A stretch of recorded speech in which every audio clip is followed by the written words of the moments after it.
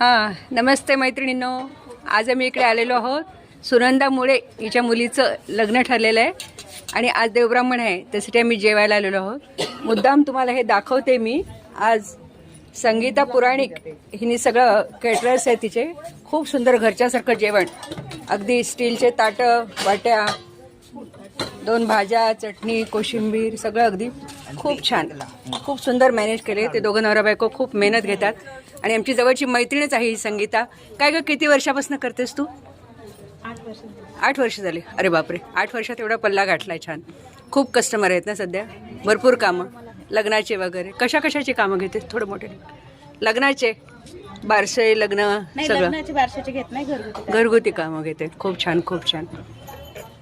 तुम्ही पण असतात ना साथीला तिच्याबरोबर नेहमी? हां, जोडीने काम केलं आणखी जास्त हे होतं, आहे की नाही? हां, खूप छान, खूप छान. तुम्ही पण असतात का सोबत नेहमी? तुमचं नाव? ज्योती सौंदनकर. बरं बरं बरं. काय म्हणालात? सौंदनकर. बरं बरं.